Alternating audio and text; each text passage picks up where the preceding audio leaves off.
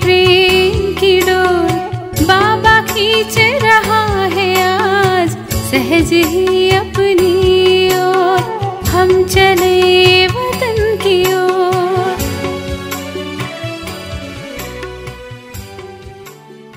ஓம் சாந்தி. 29/1/1975 அவ்யக்த பாப்தாதா மதுபன். வாணியின் தலைப்பு பகுத்தறியும் சக்தியின் உபயோகத்தினால் வெற்றி. இன்றைய இந்த சபை ராஜ ரிஷிகளின் சபையாகும். எப்படி மதுபன் என்ற வார்த்தை 2 விஷயங்களை நிரூபிக்கிறது. ஒன்று மதுரமானது மற்றும் இன்னொன்று எல்லைக்கப்பாற்பட்ட வைராக்கிய உள் உணர்வு.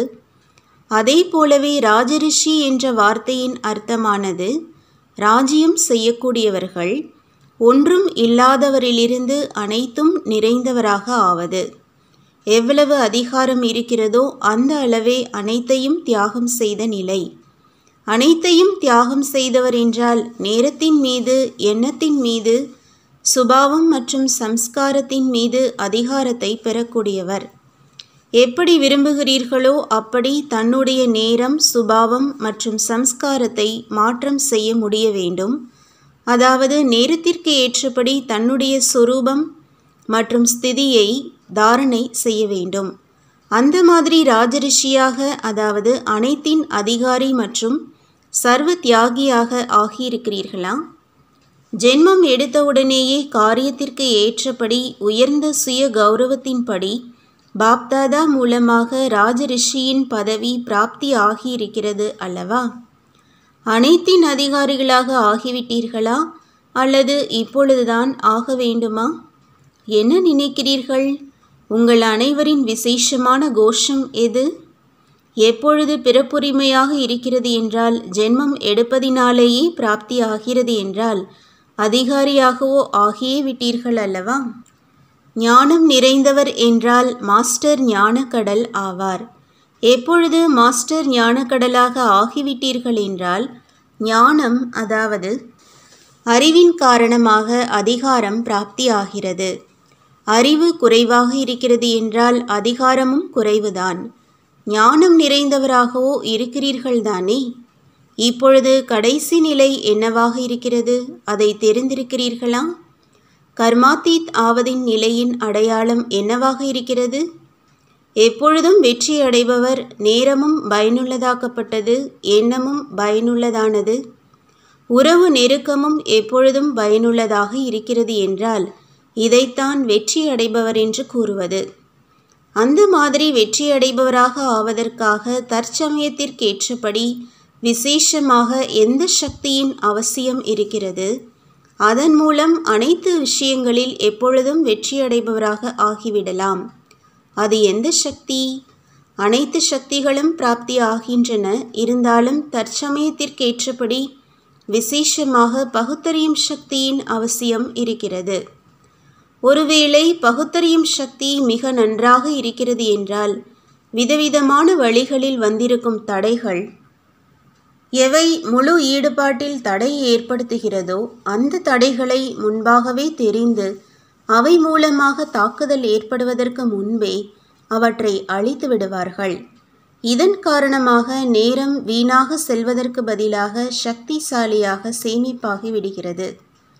அதே போலவே சேவையில் ஒவ்வொரு ஆத்மாவின் முக்கியமான விருப்பம் மற்றும் அதனுடைய முக்கியமான சம்ஸ்காரத்தை தெரிந்திருக்கும் காரணத்தினால் அதன் பிரகாரம் அந்த ஆத்மாவிற்கு அதையே பிராப்தி செய்விக்கும் காரணத்தினால் சேவையிலும் எப்பொழுதும் வெற்றியடைபவர்களாக இருக்கிறார்கள். 3வது விஷயம், மற்றவர்களின் சம்பந்தத்தில் வருவதற்கான முக்கியமான பாடமாக என்ன இருக்கிறதோ அதிலும் ஒவ்வொரு ஆத்மாவின் சம்ஸ்காரம் மற்றும் சுபாவத்தை தெரிந்து கொண்டே அதன்படியே அவரை எப்பொழுதும் திருப்தியாக வைத்திருப்பார். 4வது விஷயம், நேரத்தின் வேகம். எந்த நேரம், எப்படிப்பட்ட சூழ்நிலை மற்றும் வாயுமண்டலம் இருக்கிறது, மேலும் என்ன இருக்க வேண்டும் என்ற இதை பகுத்தறியும் காரணத்தினால் நேரத்திற்கு ஏற்றபடியே தன்னையும் மற்றும் மற்ற ஆத்மாக்களையும் அதிவேகத்தில் கொண்டு வர முடியும். மேலும் எப்படி நேரமோ அப்படி சொரூபத்தை தாரணை செய்வதற்காக ஊக்கம் மற்றும் உற்சாகத்தை நிரப்ப முடியும். மேலும் நேரத்திற்கு தகுந்தாற்போல் ஞானம் நிறைந்த மற்றும் லாஃபுல் அல்லது லவ்ஃபுல், அதாவது நீதி நிறைந்த அல்லது அன்பு நிறைந்தவராகவும் ஆக முடியும், மேலும் ஆக்கவும் முடியும். மேலும் இந்த விதமாக எப்பொழுதும் வெற்றியாளர் ஆக முடியும். ஏனென்றால் சில நேரம் லாஃபுல்லாக வேண்டும் மற்றும் சில நேரம் லவ்ஃபுல்லாகவும் ஆகி மேலும் மற்றவர்களையும் அந்த மாதிரி ஆக்க வேண்டும். இந்த விதமாக எப்பொழுதும் வெற்றியடைய முடியும். ஏனெனில் சில நேரம் லாஃபுல்லாக வேண்டும் மற்றும் சில நேரம் லவ்ஃபுல்லாக ஆக வேண்டும். எனவே இதை பகுத்தறியும் காரணத்தினால் எப்பொழுதும் சுலபமாகவே வெற்றியடைபவராக இருப்பார். அப்படி வெற்றியடைபவரின் எதிரில் இயற்கை மற்றும் சூழ்நிலையும் தாசியாகி விடுகிறது. அதாவது அவர் இயற்கை மற்றும் சூழ்நிலையின் மேல் எப்பொழுதும் வெற்றியடைபவராக ஆகின்றார். அவர் இயற்கை மற்றும் சூழ்நிலையின் வசம் ஆகுபவராக ஆவதில்லை. அப்படி வெற்றியாளரைத்தான் எப்பொழுதும் வெற்றி அடைபவர் என்று கூறப்படுகிறது. இதற்காக 3 சொரூபங்களினால் தந்தை கூறிய விஷயங்களை நினைவில் வையுங்கள். 3 சொரூபங்கள் என்றால் நிராகாரம், ஆகாரம் மற்றும் சாகார சொரூபங்கள். எப்படி 3 சம்பந்தங்களினால் சத்தியமான தந்தை, சத்தியமான ஆசிரியர் மற்றும் சத்தியமான குருவின் அறிவுரைகளை நினைவில் வைக்கிறீர்கள், அதே போலவே 3 சொரூபங்களினால் 3 முக்கிய விஷயங்களை நினைவில் வையுங்கள். இந்த 3 சொரூபங்களினால் விசேஷமான 3 வரதானங்கள் யாவை? நிராகார சொரூபத்தின் முக்கிய அறிவுரைக்கான வரதானம் எது? கர்மாதீத் ஆகுங்கள்.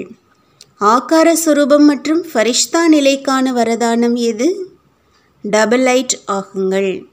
டபுள் லைட் என்றால் அனைத்து கர்ம பந்தனங்களிலிருந்து லேசாக இருப்பது மற்றும் லைட் என்றால் எப்பொழுதும் பிரகாச சொரூபத்தில் நிலைத்திருப்பவர். அப்படி ஆகார சொரூபத்தின் விசேஷ வரதானம் டபுள் லைட் ஆகுங்கள் என்பதாகும்.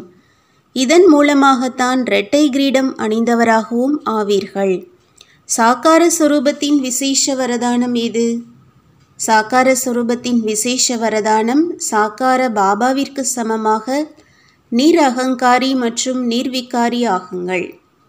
இந்த 3 வரதானத்தை எப்பொழுதும் நினைவில் வைப்பதினால் நிரந்தரமாக சுலபமாகவே வெற்றி அடைபவராக ஆகிவிடுவீர்கள். புரிந்ததா? பாப் தாதாவை விடவும் குழந்தைகள் சக்திவான்கள். ஏனென்றால் அவர்கள் சர்வசக்திவானை பிரத்யக்ஷம் செய்வதற்கு பொறுப்பாளராக ஆகியிருக்கிறார்கள். அவர்கள் அதிகம் சக்தி நிறைந்தவர்கள் இல்லையா என்ன? சர்வசக்திவானை அனைத்து சம்பந்தங்களினால் தன்னுடையவர் ஆக்கிவிடுவது மற்றும் தன்னுடைய அன்பின் கயிறில் கட்டி போடுவது என்றால் அதிக சக்தி நிறைந்தவர்கள் ஆகவில்லையா என்ன? மாறாக அதிகாரம் நிறைந்தவரை உலக சேவகனாக ஆக்கிவிடுவது. இதற்கான காரணமானவர்கள் யார்? நெருக்கமான மற்றும் சகயோகி குழந்தைகள்தான். அந்த மாதிரி அனைவரையும் விட உயர்ந்த எப்பொழுதும் பாப்தாதாவை ஒவ்வொரு காரியம் மற்றும் ஒவ்வொரு அடி மூலமாக வெளிப்படுத்தக்கூடியவர்களுக்கு, ஒவ்வொரு ஆத்மாவையும் தந்தையுடன் சந்திப்பை ஏற்படுத்துவதற்கு பொறுப்பாளர் ஆகியிருப்பவர்களுக்கு, எப்பொழுதும் தந்தை மற்றும் சேவையில் அன்புடன் ஐக்கியமாகி இருப்பவர்களுக்கு, லட்சியம் மற்றும் லட்சணத்தை சமமாக ஆக்கக்கூடியவர்களுக்கு, சாக்ஷாத் தந்தைக்கு சமமானவராகி அனைவருக்கும் தந்தையின் சாட்சாத்காரம் செய்விக்கக்கூடியவர்களுக்கு, அந்த மாதிரி லாஃபுல் மற்றும் லவ்ஃபுல் ஆத்மாக்களுக்கு பாப் தாதாவின் அன்பு நினைவுகள் மற்றும் நமஸ்காரம். ஓம் சாந்தி. तुम बच्चों को तो सर्विस करनी है, जो बाबा कहते हैं सबको ये बताओ कि देखो तुम्हारा एम एंड ऑब्जेक्ट ये है, एक गीता है बगैर, ये राजयोग है ना बच्चे। कैसे है राजयोग? बिल्कुल सहज है कि बाप को याद करो तो ये वैसा मिलेगा तुमको। ओम शांति।